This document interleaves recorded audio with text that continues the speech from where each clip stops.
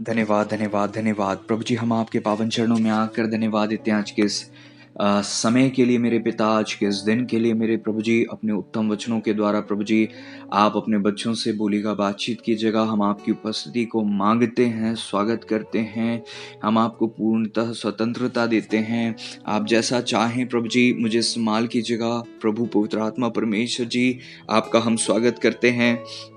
अपने बच्चों से अपने वचनों के द्वारा आप बातें कीजिएगा लॉर्ड। आपका वचन हमारे लिए खुदा प्रभु जी दीपक है, उजियाला है, और आपका वचन ही हमें आज़ाद करता है। पूरी तरह से मेरे पिता हमें बदलता है। ट्रांसफॉर्मेशन आपके वचन में है। वचन में वो सामर्थ्य है जो हमें समझ प्रदान करती है मेरे पिता। और प्रभु जी हम मेरे खुदा प्रभु जी पुरनियों से भी अधिक समझदार हो जाते हैं, वचन कहता है।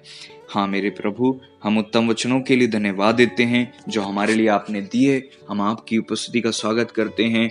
और प्रभु जी मार्की ओ पिता परमेश्वर प्रभु जी, जितनी भी पिता बाधाएं हैं, अर्थात मेरे प्रभु जी खुदा ये वचन उन तक बच्चों तक पहुंचने में पिता, जितनी भी मेरे पिता डिजिटल मीडिया और जितने भी मेरे प्रभु जी डिवाइसेस जो यूज़ होते हैं, सारी बातें प्रभु जी ओ खुदा आपकी सामर्थ से मेरे प्रभु सुचारू हो सकें।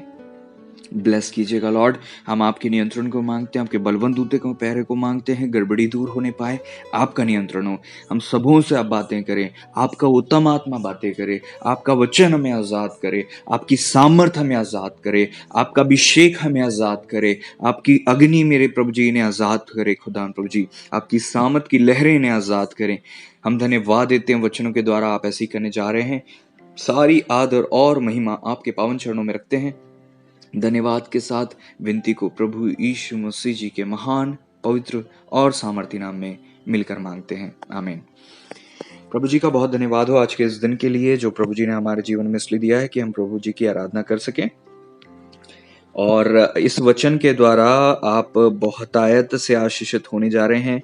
विश्वास करें, प्रभु जी का वचन कहता है भजन 119वें अध्याय के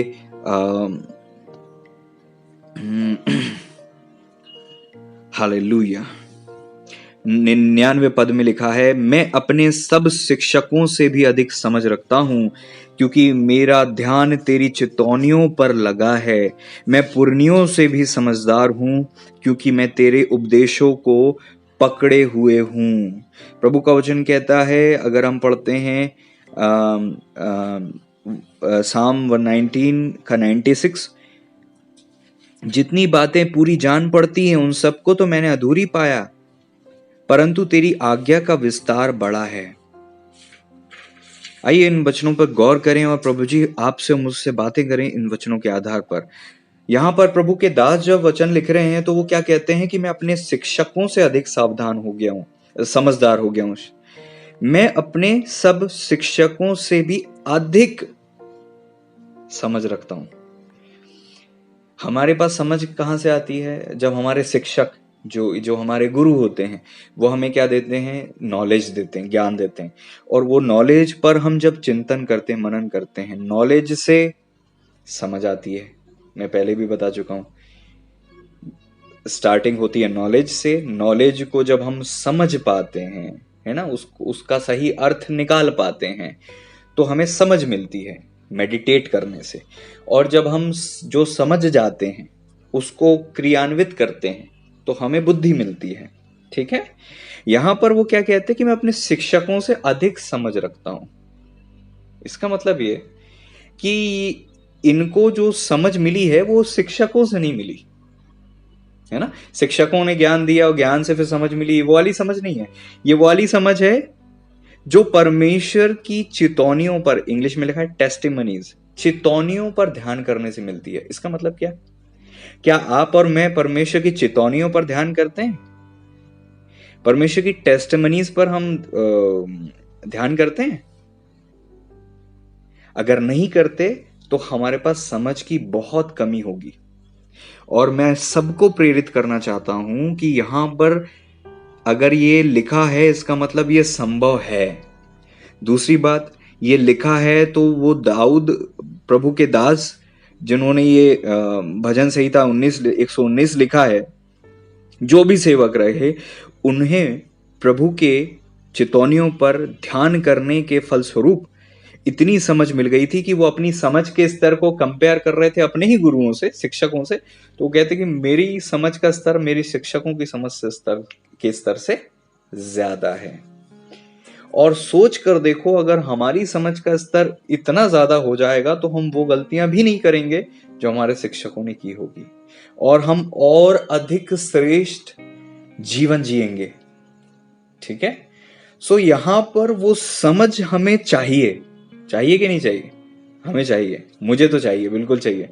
मैं तो बिल्कुल चाहता हूं कूट कूट के मुझे वो समझ मिल जाए, क्योंकि एक जानवर और इंसान में अंतर बुद्धि और समझ का ही है मेन। हाँ, आत्मा का मेन अंतर है और हम परमेश्वर के स्वरूप में बने हैं, वो बात सत्य है। लेकिन अगर वचन कहता है जो पुरुष, जो मनुष्य समझ नहीं रखता वो पशु के समान है। ठीक है। यहां तक कि एक ऐसी स्त्री जो बहुत सुंदर है लेकिन समझ नहीं रखती, तो वो सोने की नथ पहने हुए सुअरनी के समान है, वचन कहता है। तो चाहे आप स्त्री हो चाहे आप पुरुष हो, आपको समझ की जरूरत है। ठीक है। समझ ही हमें दूसरे लोगों से अलग करती है, और हमारी समझ का स्तर ही हमें जीवन के हर क्षेत्र को प्रभावित कर रहा होता है। हम सब बाइबल पढ़ते हैं, लेकिन अलग अलग समझ का स्तर है, तो अलग अलग समझते हैं। कोई बहुत डीप वचन पढ़ता है और समझता है, कोई बहुत उथला उथला वचन पढ़ता है और समझता है। अंतर क्या है? समझ का अंतर है। और मैं यहां पर इस वचन से बहुत प्रेरित हुआ जहां पर वचन कहता है कि मैं अपने शिक्षकों से अधिक समझ रखता हूं। वाह!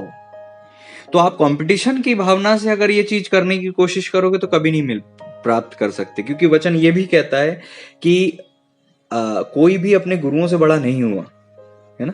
तो कंपटीशन की स्पिरिट लाके कभी भी उन्नति करने की अगर कोशिश करोगे, चाहे आपके ऊपर वालों से या नीचे वालों से, तो आप कभी उन्नति नहीं करोगे। इस बात को याद रखना।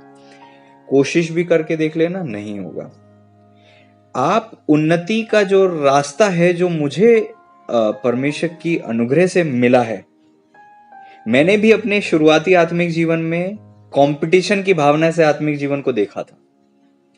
क्योंकि जब मैं सेवा में आया, मेरे साथ मेरे कंपटीशन में 6 और भाई थे, 5 और भाई थे, और मैं उनके साथ 0 से सेवा स्टार्ट की। कुछ भाई तो मेरे से पहले आ गए थे विश्वास में, जिनके साथ मैंने सेवा स्टार्ट की।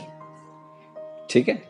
लेकिन मैं एक चीज आपको बताना चाहता हूं, उन्नति का सही मार्ग जलन नहीं होता कभी भी। ठीक है। मुझे कभी जलन नहीं होगा प्रभु जी के ग्रेस से, और कभी इस प्रकार की भावना आती भी है तो मैं उनको खत्म कर देता हूं, क्योंकि जलन आपको कभी भी ग्रोथ नहीं देती है, आपको गिराती है और आपके लोगों को भी गिरा देती है। जलन की आत्मा नहीं होना चाहिए, कंपटीशन की स्पिरिट नहीं होना चाहिए। कुछ लोग बोलते, अच्छा तूने इतना उपवास किया, मैं भी उपवास रख लूंगी। तू इतनी अन्य भाषा में दुआ करती है, मैं भी करूंगा। तो अरे यार, मेरा तो आज मूड नहीं हो रहा चर्च जाने का, तू जा रही है क्या? हाँ यार, मैं तो जा रही हूँ, चल यार मैं भी चलती हूँ, कहीं ऐसा ना हो तू मेरे से आगे बढ़ जाए। ये spirit, this spirit is bad spirit. इस आत्मा के कारण से आप किसी भी प्रकार का उपवास रख लो, प्रार्थना कर लो, जलन कंपटीशन से आप ग्रोथ नहीं प्राप्त कर सकते। That's it. आप उन्नति नहीं कर सकते। तो उन्नति का सही रास्ता क्या है? प्रभु ने वरदान क्यों दिए हैं आपको, मुझे क्यों दिए वरदान? ताकि हम उन वरदानों के द्वारा कलीसिया की उन्नति करें, लोगों की हेल्प करें। अगर आपके अंदर उन्नति की इच्छा है तो दिल में सेवा की इच्छा लाओ, और वरदान मिले उसके पहले से सेवा करने लग जाओ। मैं सेवा करने लग गया, मैं प्रचार करने लग गया, प्रचार नहीं आता था। आराधना करने लग गया, वो भी पुश किया गया मुझे। प्रभु के अभिषेक दास कहते थे कि करना है। मुझे पता था कि मना करना मतलब नुकसानदायक होता है, तो करना है।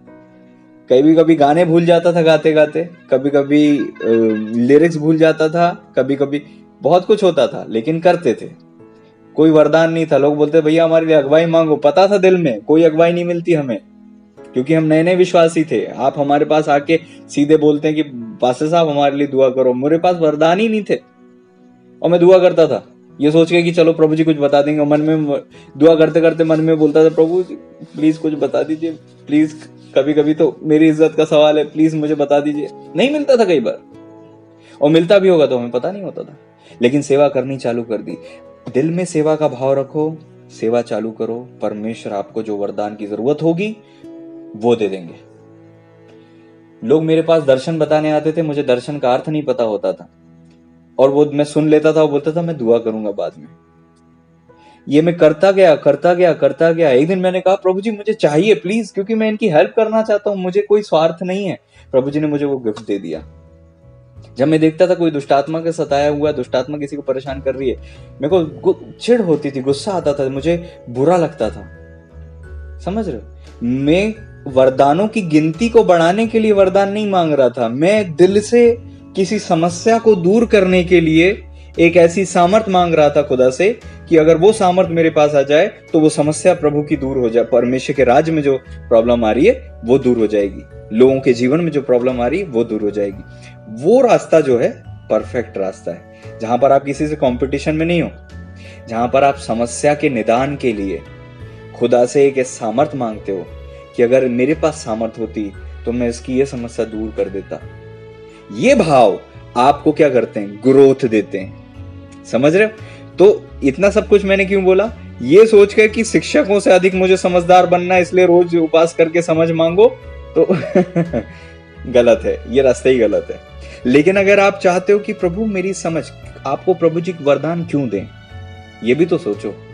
लोग बोलते हैं अरे हमें तो भविष्यवाणी का चाहिए, अरे हमें तो बुद्धि का चाहिए, अरे हमें तो दुष्टात्मा का। आप करोगे क्या वरदान से?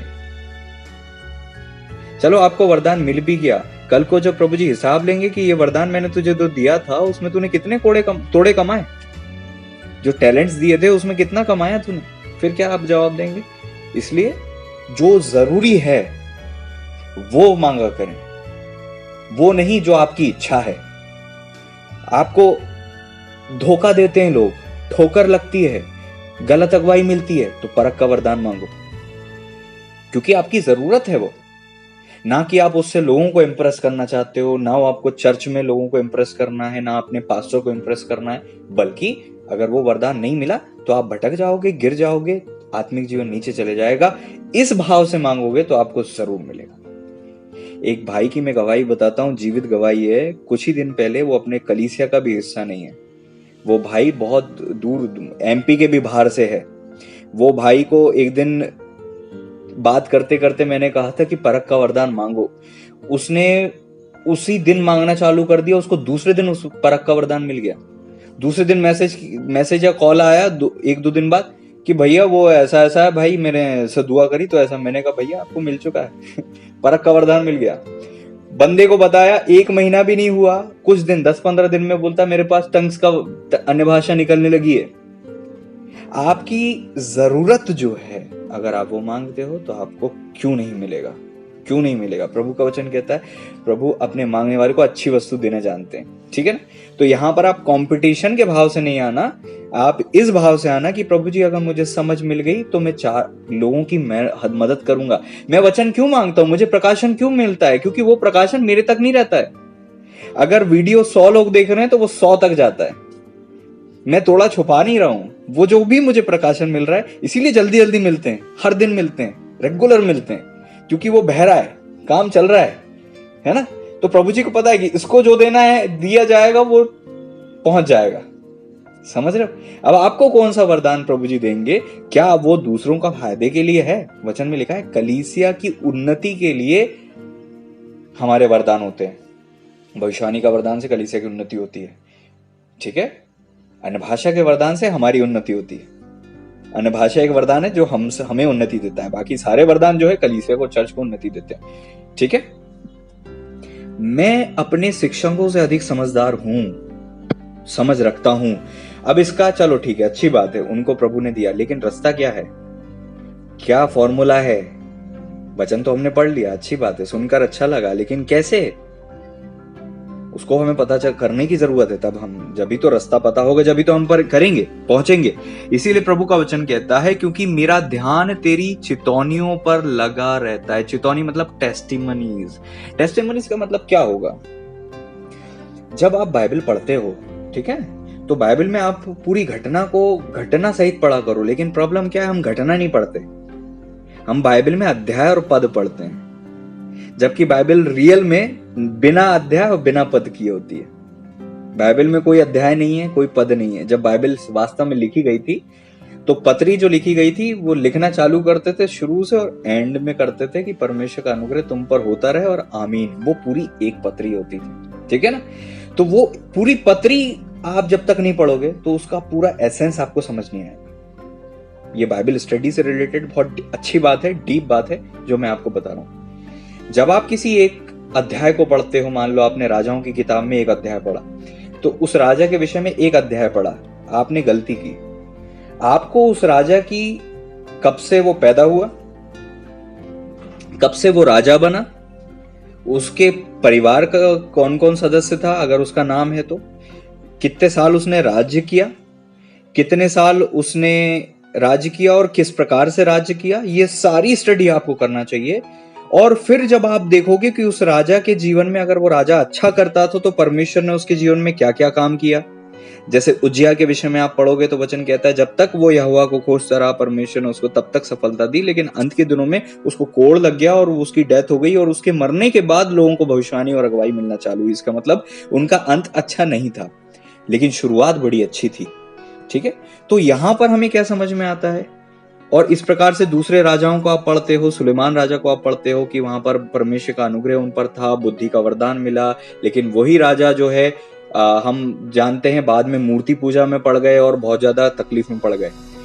तो आपको इन दोनों राजा या किसी भी राजा या किसी भी दास या किसी भी पुराना नियम, नए नियम, कहीं से भी जब आप वचन पढ़ते हो, पत्री पढ़ते हो, अध्याय पढ़ते हो, पूरी जीवनी पढ़ते हो, जो भी पढ़ते हो, उसमें प्रभु जी ने क्या कहा था, प्रभु जी ने क्या उम्मीद की थी, प्रभु जी ने जो उसने किया उसका क्या फल उसको दिया, और प्रभु जी का क्या व्यवहार था, कितना प्रभु ने सहन किया, कब प्रभु जी ने डांटा, कब प्रभु जी ने करेक्ट किया, किस प्रकार से किसी दास को भेजा। परमेश्वर किसी की भी लाइफ में क्या क्या शुरू से अंत तक किया, वो उसके जीवन की गवाही होती है कि नहीं होती है? तो यही तो वो दास कह रहा है कि मेरा ध्यान तेरी चितौनी अर्थात टेस्टिमनीज की ओर है। मतलब मैं उन टेस्टिमनीज को मेडिटेट करता हूं। समझ में आ रहा है? मैं फिर से कहता हूं, किसी एक जीवनी को लेकर, किसी एक अध्याय को लेकर आप अगर बात पढ़ोगे तो आपको पूरी चीज समझ में नहीं आएगी। आपको अगर दाऊद के विषय में पढ़ना है तो दाऊद के विषय में आपको शुरू से अंत तक पढ़ना चाहिए। उसको कहते हैं स्टडी, ठीक है। तब आपको पता होगा कि दाऊद को परमेश्वर ने कहां से चुना था, कैसे बुलाया था। फिर वो वीणा बजाता था तो परमेश्वर ने उसको अभिषेक दिया था, अभिषेक के कारण उसने गोलियत को मार दिया। फिर दूसरा अभिषेक मिला तो यहूदा का राजा हो गया, तीसरा अभिषेक मिला तो पूरे इजराइल का राजा हो गया। लेकिन गलती कहीं हो गई तो क्या हुआ, इस प्रकार से दिक्कत आ गई, है ना, कि रानियां भ्रष्ट हुई। और उसके बाद हम पढ़ते हैं कि अपने बेटे के कारण भागना पड़ा। फिर हम पढ़ते हैं कि जंगल में भी जब नाबाल ने जो है भोजन वस्तु देने से मना किया तो परमेश्वर ने वहां दाऊद राजा का पक्ष किया, भले ही वो भाग चुके थे अपने बेटे के उससे। तो ये सब चीज परमेश्वर का किसी के भी जीवन में जो कार्य है उसको देखना, मेडिटेट करना, यही वो टेस्टिमनीज पर मेडिटेट करना होता है। तब आपको पता चलेगा कि प्रभु जी क्या करते हैं, कब हम क्या करेंगे तो प्रभु जी कैसा रिएक्ट करेंगे, कब किसी दास की हम सुनेंगे तो कैसा रिएक्शन होगा, कब किसी दास का विरोध हुआ तो फिर उनके साथ उनका भविष्य में क्या हुआ। ये जब आप मेडिटेट करते हो ना तो आपकी समझ का स्तर बहुत बड़ा हो जाता है। आ रही बस में? क्या से पहले ऐसे इस प्रकार से स्टडी करते थे? नहीं करते थे तो आपको उस लेवल की समझ नहीं मिल सकती थी। आपको इस प्रकार से परमेश्वर के वचन की केवल वचन पढ़ के वचन रट लेना और उसको बोलना अच्छा है, लेकिन मेडिटेट करना वचन की पूरी बात को, जीवनी को, और किसी की भी टेस्टमनी को लेकर, जैसे आप योशिया राजा हुआ, योशिया राजा के परमेश्वर ने उसको बहुत ब्लेस किया, लेकिन उसकी डेथ कैसे हुई? तीर लग के मृत्यु हुई। कारण क्या था? परमेश्वर की इच्छा थी? नहीं, परमेश्वर की इच्छा नहीं थी। परमेश्वर ने तो मौका दिया था कि मैं तुझे बचा लूंगा। फिरौन नको से कहा कि उसको जाके बोल देना। फिरौन नको के मन में आया, फिरौन नको ने बोला कि मैं इजराइल के विरोध में हूँ राजा, तेरे विरोध में नहीं हूँ। तू अपनी जान को बचा कर चले जा, कहीं ऐसा ना हो कि तू परमेश्वर का सामना करे और जान से हाथ धो बैठे। तो यहां पर समझ में आता है कि योशिया इतना इतना परमेश्वर के प्रति, योशिया राजा ने जितना इजराइल में सुधार किया, दूसरा कोई राजा उनके ना पहले हुआ ना उनके बाद हुआ जिसने इतना काम किया हो। लेकिन उनकी मृत्यु कैसे हुई? तीर लग के हुई। वो भी परमेश्वर की इच्छा नहीं थी। तो जब आप ये मेडिटेट करते हो, तब आपको पता चलता है कि आप इतने अच्छे काम कर लो, जीवन भर सेवा कर लो, लेकिन एक गलत निर्णय ले लोगे तो हो सकता है लाइफ बर्बाद हो जाए। जब आप इस प्रकार से टेस्टिमनीज को सीखते हो, ये तो एक दो नहीं है, ऐसी हजारों जो है गूढ़ रहस्य, हजारों ज्ञान की बातें, समझ की बातें वचन में पढ़कर आपको मिलती हैं। समझ में आ रहा है? तो अगर ऐसी ही समझ आपको मिल जाएगी तो स्वाभाविक है आप अपने शिक्षकों से भी अधिक समझदार समझ प्राप्त करने की दिशा में बढ़ चुके होंगे। लेकिन प्रॉब्लम क्या है? हमारी बाइबल स्टडी एक अध्याय रोज पढ़ना या इतने पद रोज पढ़ना, बस ऐसे करके हम सालों भी बिता देंगे ना तो भी नहीं। इसके और ऊपर एक और स्टडी होती है, वो होती है पूरी की पूरी किताब की स्टडी, कि जेनेसिस की स्टडी आप कर रहे हो, उत्पत्ति की पूरी स्टडी कर रहे हो आप। उत्पत्ति में क्या है पता है? उत्पत्ति में पहले अध्याय से 11वें अध्याय तक जो है सृष्टि, मनुष्य का पाप में गिरना और प्रलय का आना, है ना? और उसके बाद बाबुल की इमारत का बनाने की कोशिश करना और मनुष्य का वहां से फैल जाना, ये है। 11वें अध्याय के बाद से जब आप पढ़ते हो, 12वें अध्याय से आप पढ़ते हो, तो वहां से अब्राहम के विषय में लिखा है, और वो पूरा अब्राहम के 12 से लेकर पूरे 50वें अध्याय तक अब्राहम और उनकी संतान के विषय में पूरा लिखा हुआ है। तो जब आप इस प्रकार से स्टडी करते हो तो आपको पूरी की पूरी किताब के बारे में स्टडी होती है। समझ रहे हो? तो जेनेसिस में आपको पता चल जाता है, पूरी रूपरेखा आपको समझ में आती है कि जेनेसिस दैट मीन्स कि यहाँ पर मनुष्य की सृष्टि है, यहाँ पाप में गिरना है, यहाँ पर बाबुल की इमारत है, प्रलय है, और यहाँ से जो है 12वें अध्याय से अब्राहम जी का बुलाया जाना, उनकी विश्वास योग्यता और उनकी 2 पीढ़ी, इसहाक, याकूब और उसके बाद यूसुफ, दूसरी और तीसरी पीढ़ी तक, वहां तक उनके बारे में लिखा हुआ है। फिर जब आप पढ़ते हो उत्पत्ति के बाद, जब निर्गमन में पढ़ते हो, तो निर्गमन में क्या चालू हो जाता है? निर्गमन में परमेश्वर ने मूसा से चालू की है, इजरायली लोग कैसे वहां पर फंस गए और मूसा के द्वारा परमेश्वर ने कैसे निकाला, ये सब कुछ आपको मिलता है व्यवस्था विवरण तक। फिर व्यवस्था विवरण के बाद आपको, तो इस प्रकार से जब आप बाइबल की स्टडी करते हो ना, तो आपकी समझ का स्तर बहुत ब्रॉड हो जाता है। यहां पर आप एक तो लोगों के जीवन को स्टडी करके सीख रहे हो, एक आप पूरी की पूरी किताब को स्टडी करके सीख रहे हो। समझ में आ रहा है? तो जब आप इस प्रकार से जब चलोगे, क्योंकि वचन क्या कहता है कि परमेश्वर बदलते नहीं है, इसका मतलब प्रभु जी ने उनके साथ जैसा किया है आज भी वैसे ही कर रहे हैं। तो अगर हमें यह पता चल गया कि उनके साथ कैसा किया था प्रभु जी ने, तो हमें यह पता चल जाएगा कि हमारे साथ क्या होने वाला है।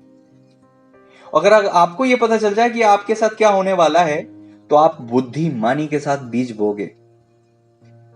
आज मैं कलीसिया में देखता हूं, बहनों को, बेटियों को और लड़कों को, लड़कियों को, इन सबको बहुत नासमझी के निर्णय लेते हैं, बहुत नासमझी के, बिना सोचे समझे कहीं भी शादी कर लेते हैं, बिना सोचे समझे कुछ भी कर लेते हैं, जल्दबाजी में बिना सोच समझ के ऐसे ऐसे काम करते हैं। आत्मिक खूब हैं, उनकी आत्मिकता का क्या है? उनको वरदान मिले हैं, वो अन्य भाषाओं में दुआ करते हैं, उनको अगुवाई भी मिलती है, लेकिन जहां उनकी समझ की बात आती है, उनसे एक प्रश्न कर लो तो उसका उत्तर उनको नहीं पता होता है। और बीते दिनों में मैंने कई लोगों से प्रश्न भी किया, वो उस चीज का उत्तर नहीं दे पाए।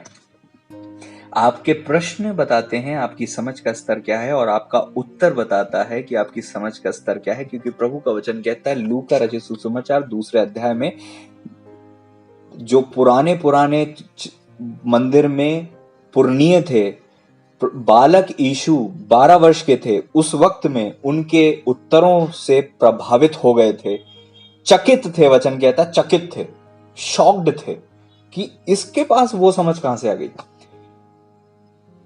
प्रभु के पास वो समझ कहां से आई? क्योंकि वो बचपन से उस बात के विषय में मेडिटेट करते होंगे। मेडिटेशन विशेष रूप में वचन और चितौनियों का मेडिटेशन। आपने एक दिन में 1 बार बाइबल पढ़ते हो, 2 बार या 3 बार बाइबल पढ़ते हो, लेकिन दिन भर मेडिटेट कर सकते हो। जो सुबह पढ़ा दिन भर मन में चलना चाहिए। और उससे आपको क्या सीखने को मिल रहा है? अगर आप ऐसा करते हो, आपकी वो समझ आपकी लाइफ को बहुत आसान कर देगी। जबरन के फंदों में फंसने से बच जाओगे, जबरन की परिस्थितियों में पड़ने से बच जाओगे, जबरन की आक्रमणों से बच जाओगे, और आप अपनी लाइफ को एक ऐसी अच्छी तरीके से जियोगे, लोग देखकर प्रभावित होंगे कि इनको हमने कभी गिरते नहीं देखा। लोगों के जीवन में गिरावट क्यों आई? क्योंकि उनके जीवन में समझ की कमी थी। आप समझ की कमी के कारण से गिरते हो। यहां पर इसके आगे लिखा हुआ है, मैं पुरनियों से भी समझदार हूं क्योंकि मैं तेरे उपदेशों को पकड़े हुए हूं। उपदेशक मतलब क्या होता है?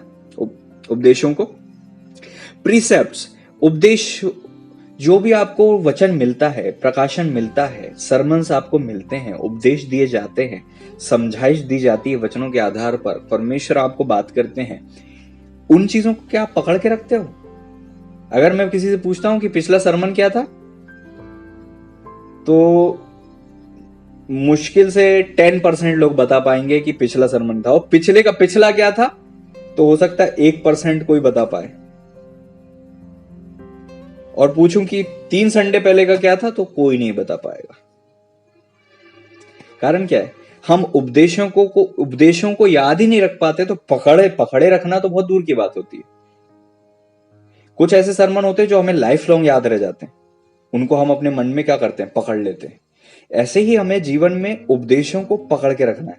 अच्छा, आपकी मेमोरी इतनी अच्छी नहीं होगी, बात सही है, तो आपको क्या करना चाहिए? लिखना चाहिए। मैं लोगों को कहता हूं डिजिटली नोट करो। मैंने कई लोगों को शेयर करता हूं कि भाई आप नोटपैड में नोट करो और अपनी बुक में भी नोट करो, और उसको वापस रिकॉल किया करो, वापस पन्ने पलट कर देखा करो कि पिछले महीने क्या क्या सरमन हुआ था। सरमन की टाइटल लिखो, जो मेन चीज आपको सीखने को मिली वो लिखो।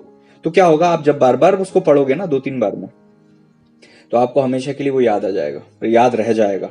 और जो आपको याद रहेगा उसको आप लागू कर सकते हो अपने जीवन में, उसको पकड़े रह सकते हो। अगर आप ऐसा करते हो तो जो कलीसिया में पुरनी है, हो सकता है आप नए नए विश्वासी हो, अगर आप ऐसा करते हो तो उन पुराने लोगों से भी अधिक समझदार आप हो सकते हो। ना सिर्फ शिक्षकों से, बल्कि उन पुराने लोगों से भी समझदार हो सकते हो। क्या आप समझ रहे हो इस बात को? क्योंकि देखो, प्रभु का वचन क्या कहता है? जितनी बातें पूरी जान पड़ती हो उन सबको तो मैंने अधूरी पाया है।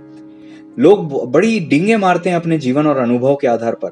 आपके अनुभव चाहे कितने ही बड़े क्यों ना हो, लेकिन वचन से बड़े नहीं हो सकते। आपके वचन, आपके जो अनुभव हैं, एक्सपीरियंसेस हैं, वो आपकी लाइफ में ही लागू हो सकते हैं। किसी दूसरे व्यक्ति को आप वो बताओगे तो वो अनुभव जो आपके थे दूसरे के साथ काम नहीं करते। लेकिन वचन एक ऐसी चीज है जो एक एक शख्स पे काम करता है। समझ रहे हो?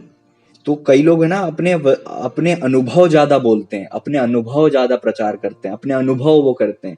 आप अनुभव बताइए, अच्छी बात है, मैं भी बताता हूं, प्रॉब्लम नहीं है, लेकिन आप वचनों को ज्यादा बताइए। क्योंकि अनुभव लगते तो हैं। यहां पर क्या लिखा है? जितनी बातें पूरी जान पड़ती हैं उनको मैंने अधूरी पाया। मतलब आपके अनुभव चाहे कितने परफेक्ट लगे, लेकिन वो परफेक्ट नहीं है। परफेक्ट वचन है। यहां पर लिखा है तेरी आज्ञा का विस्तार बड़ा है। इंग्लिश में लिखा हुआ है but your commandment is exceeding. मतलब आपकी जो आज्ञाएं हैं वो बहुत लंबी चौड़ी हैं, कोई अंत नहीं है उनका, कोई था नहीं है उनकी, बहुत विस्तार बढ़ा हुआ है। और हमारे अनुभव जो है छोटे छोटे से। ठीक है? तो अपने अनुभवों से बढ़कर परमेश्वर के वचन को अपने जीवन में लागू करो। ये नहीं, कई लोग बोलते हैं अरे हमने तो खूब जीवन देख लिया, हमने ऐसे ही बाल नहीं पकाए, अरे हमें खूब अनुभव है, अरे इतने साल से हम विश्वास में हैं, तुम्हें क्या पता, तुम तो कल के विश्वासी हो, हमें पता है, हम जानते हैं। ये सारी बातें अधूरी हैं, इन पर फोकस नहीं करना। कोई डींगे मारे भी तो मन में एक बात याद रखना, इन सारी बातों से बढ़कर परमेश्वर का वचन है। ठीक है, अनुभव जरूरी है, बिना अनुभव के नहीं होता। ठीक है, लेकिन अनुभव 100% परफेक्ट हो ये तो कोई गारंटी नहीं होती इस बात की। बाइबल भी तो अनुभव है, दाऊद के साथ क्या हुआ वो अनुभव तो है, लेकिन वो ताया हुआ है, 7 बार परफेक्ट किया गया। वचन कहता है, परमेश्वर का वचन 7 बार पवित्र किया, प्यूरिफाई किया गया, 7 बार ताया हुआ है। हमारे अनुभव ताए हुए हैं क्या? नहीं। हम हो सकता है हुआ कुछ था, हमें लगा कुछ और हमने बोलो कुछ और दिया और सामने वाले ने समझा कुछ और। तो आपने जो हुआ था वो तो समझ नहीं पाए थे खुद अच्छे से, और जो समझाया सामने वाला और अच्छे से नहीं समझ पाया। तो उसने जो नॉलेज आपसे लिया वो नॉलेज कैसा है? खोखला है, मिट्टी की तरह है। लेकिन प्रभु का वचन उत्तम कुंदन से भी बढ़कर, मूंगे से भी बढ़कर, है ना, जितनी वस्तुओं की तू लालसा करता उनसे भी बढ़कर बहुमूल्य है वचन। ठीक है, तो ये वचन हमारे लिए क्या है? परमेश्वर का उपहार है, परमेश्वर के द्वारा दिया गया तोहफा है, परमेश्वर के द्वारा दिया गया खजाना है, जिसको आपको पकड़े रहना है। अनुभव से अधिक वचन। लेकिन बताऊं, लोगों को वचन कम और अनुभव याद रहते हैं। 10 साल पहले तूने ये किया था, हम उस साल वहां थे, फिर हम वहां रहे, फिर हमने ये किया, फिर हम इतने साल में पास हो गए, फिर हम वो हो गए। दुनिया के सारे अनुभव पता हैं, लेकिन 10 साल पहले फलाने दिन आपने कौन सा अध्याय पढ़ा था वो किसी को याद नहीं होना है, नहीं होता है। 10 साल पहले कौन सा सरमन सुना था बहुत कम लोगों को याद रहेगा। मतलब हम वचनों को कम, अनुभवों को अधिक महत्व देते हैं, जो कि वचन सिद्ध है, परफेक्ट है, कंप्लीट है, और अनुभव अधूरे हैं, परफेक्ट नहीं है। तो वचन यहां पर हमें तीनों चीज में क्या सीखने को मिला? हमने 3 पद पढ़े, 96, 99 और 100। 96, 99 और 100। हमें 96 में पता चला कि अनुभव से बढ़कर परमेश्वर के वचन है जिसका कोई अंत नहीं है। 99 में हमें सीखने को मिला शिक्षकों से अधिक समझ हमें मिलती है जब हम चितौनियों पर फोकस करते हैं। और उसके लिए आपको बताया गया कि किस प्रकार से आपको जब बाइबल स्टडी करते हो तो पूरी टेस्टमनी को आपको स्टडी करना है, जीवनी को स्टडी करना है। परमेश्वर ने कैसे बुलाया, कैसे चुना, क्या गलती की, फिर क्या रिजल्ट हुआ, कब परमेश्वर ने न्याय किया, कब क्या क्यों किया, कैसे हुआ। तो ये सब जब आपको पता होगा तब वो उसको आप ग्रहण करना मन में, और बाइबल पढ़ लेने के बाद दिन भर, महीने भर, साल भर मेडिटेट करना उस पर, बार बार सोचते रहना, बार बार सोचते रहना, छोड़ना नहीं, उसको चलाते रहना। वो अपने आप आपको अंदर ही अंदर स्ट्रेंथ देगा, पावर देगा, और आपकी समझ को बड़ा करता जाएगा, आपकी समझ बढ़ती जाएगी। और जितनी आपकी समझ बढ़ेगी, अगली बार जब आप पढ़ोगे तो और आपको नई चीज मिलेगी। ये ऐसा है कि आप ग्रहण करते जाओगे और बढ़ता जाएगा। तो ऐसा जब आप वर्षों तक करोगे तो आपकी समझ का स्तर इतना हाई हो जाएगा कि आप किसी की लाइफ को देखकर बता दोगे कि अब तुम्हारे साथ ये होगा और अब तुम्हारे साथ वो होगा। जैसे किसान जो सालों साल खेती करता है ना, उसको पता होता है कि कौन सा बीज, कौन सी भूमि, किस प्रकार का मौसम कैसी फसल देगा। अनुभव से ही होता है ना। जब आप वचनों के द्वारा वो अनुभव ले लोगे तो आप दूसरों के जीवन को और अपने जीवन को भी देखकर बता दोगे कि अगर मैं इतनी दुआ करूंगा तो अगले साल मेरे साथ ये होना है, अगर मैं ये गलती और पाप करूंगा तो अगली बार मेरे साथ ये होना है। आपको पता होगा पहले से। फिर आपकी हड्डियां कांपेंगी पाप करने में, बुराई करने से आप डरोगे, लोगों को समझाओगे, सलाह दोगे कि पाप मत करो, चाहे कुछ भी हो जाए। अगर आप गलती करोगे, गलत बोगे तो गलत काटोगे। भले ही प्रभु जी आपसे प्यार करते हैं, लेकिन जो बोते हैं हम वो ही काटते हैं। ठीक है। लेकिन जिनकी समझ कम होती है, अरे प्रभु जी तो क्षमा कर दिया, प्रभु जी ने तो क्षमा कर दिया, सब ठीक हो गया। सब ठीक नहीं हुआ। आपने जो बिगाड़ किया था वो तो आप भुगतते हो ना। ये कहां पता चलेगा? ये कौन मनुष्य बताएगा? किसी पर डिपेंड मत करो, खुद पढ़ो। चलिए, आपके पास तो मैं पास्टर के रूप में हूं कि मुझे यहां से मिलता है। मैं दिन भर बाइबल अगर पढ़ता हूं तो मैं खुदा से करता हूं, प्रभु जी मुझे बताइए। मैं किससे पूछूं? कोई नहीं है मेरे पास कि मैं मेरी पर्सनल स्टडी ही परमेश्वर के आत्मा की सहायता से जो मुझे मिलता है वो मुझे मिलता है। ये बात जरूर है कि जो आत्मिक अगुए मेरे लिए प्रभु जी ने रखे हैं, गुरु रखे हैं, उनके द्वारा भी चीजें मिलती हैं, लेकिन मोस्टली जो प्रकाशन परमेश्वर मुझे देते हैं वो परमेश्वर, ये जो वचन है जो आज मैं प्रचार कर रहा हूं, ये मैंने खुद परमेश्वर ने मुझे सिखाया, इसलिए आज मैं प्रीच कर पा रहा हूं। ठीक है, तो जब आप अपनी बाइबल स्टडी को अच्छा बनाओगे, आपकी समझ का स्तर अच्छा होगा।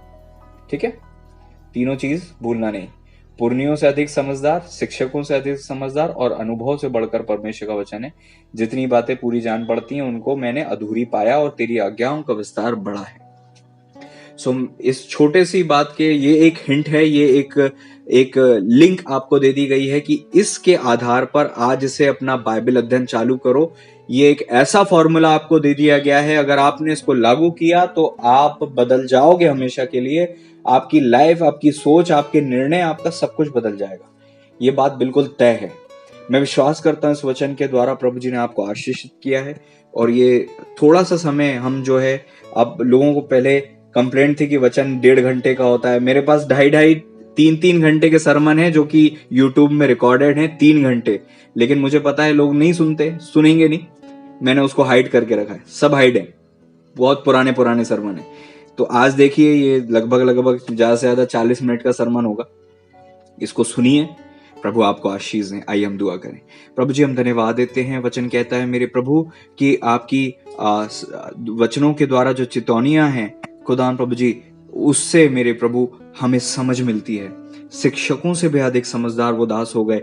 मुझे, हमें, हम सबको ऐसी समझ दीजिए, वरन हम पुरनियों से, वचन कहता है वो पुरनियों से अधिक समझदार हो गए क्योंकि वो उपदेशों को पकड़े थे। प्रभु जी, हम किसी से कंपटीशन की आत्मा में ये काम ना करें, नहीं तो किसी की भी उन्नति नहीं संभव है। लेकिन मेरे प्रभु, अगर ये बच्चे उन्नति भी कर लें तो कभी घमंड ना करें, क्योंकि खुदा प्रभु जी, ये घमंड किसी भी वक्त हमें गिरा सकता है। लेकिन हम दीन रहें, नम्र रहें, भक्ति में रहें और हम उपदेशों को पकड़े रहें, चितौनियों पर ध्यान करें और प्रभु जी आज्ञाओं पर फोकस करें, अनुभवों पर नहीं। क्योंकि कई बातें पूरी जान पड़ती हैं लेकिन अधूरी होती हैं, लेकिन वचन और आज्ञा हमेशा स्थिर है और सिद्ध है। मैं इन वचनों के लिए आपको महिमा देता हूँ। इन बच्चों से आपने बातें की, मैं धन्यवाद देता हूँ। सारी आदर और महिमा हम आपके पावन चरणों में रखते हैं। आपकी पवित्र उपस्थिति हमारे जीवन में हो। इन बच्चों को ब्लेस कीजिएगा, समझ खुले, वचन के द्वारा मेरे प्रभु जी समझ प्राप्त करें, चितौनियों को फोकस करें, मेडिटेट करें, वचनों को पकड़े रहें और प्रभु जी आज्ञाओं को, जो कि जिनका विस्तार बहुत बड़ा है, हम अपने गले का हार बना लें और अपने हृदय रूपी पटिया पर लिख लें, ताकि हमारे चलने में अगुवाई, सोते समय हमारी रक्षा और जागते समय हमसे बातें करें वो वचन। हम धन्यवाद देते हैं, आपका वचन 7 बार ताया हुआ है। हम धन्यवाद देते हैं वचनों के लिए। हर एक को आप ब्लेस कीजिएगा, जो सीखा उसके अनुसार कर सके। बुद्धि समझ ज्ञान को हम मांग लेते हैं। आप प्रभु जी, आप इन बच्चों को बुद्धि समझ ज्ञान बहुतायत से दीजिएगा। हर एक को ब्लेस कीजिएगा खुदा, इनका हफ्ता भर आशीषित हो, इनका परिवार ब्लेस्ड हो, इनके खत्तों पर आशीष आए। ओ खुदा, इनसे आप बातें कीजिएगा मेरे पिता परमेश्वर। प्रभु जी, हम धन्यवाद देते हैं, आपने ऐसा कर दिया। सारी आदर महिमा हम आपके पावन चरणों में रखते हैं। प्रभु यीशु मसीह जी के महान पवित्र सामर्थ्य नाम मिलकर हम दुआ को मांग लेते हैं, आमीन। मैं प्रभु पवित्र आत्मा परमेश्वर जी का धन्यवाद देता हूं कि प्रभु जी ने आपसे बातें की है और मैं विश्वास करता हूं इस वचन के आधार पर आप आशीषित हुए हैं और उसको जब आप लागू करेंगे तब रियल आप ब्लेस्ड होंगे। और इस वचन के द्वारा जो आपको आशीष मिली है, जरूर अपनी गवाही शेयर करें। God bless you all. हफ्ते में एक दिन कम से कम उपवास रखें और लोगों के लिए प्रार्थनाएं ज्यादा किया करें। दूसरों की खेती जो सींचता है उसकी भी सींची जाती है।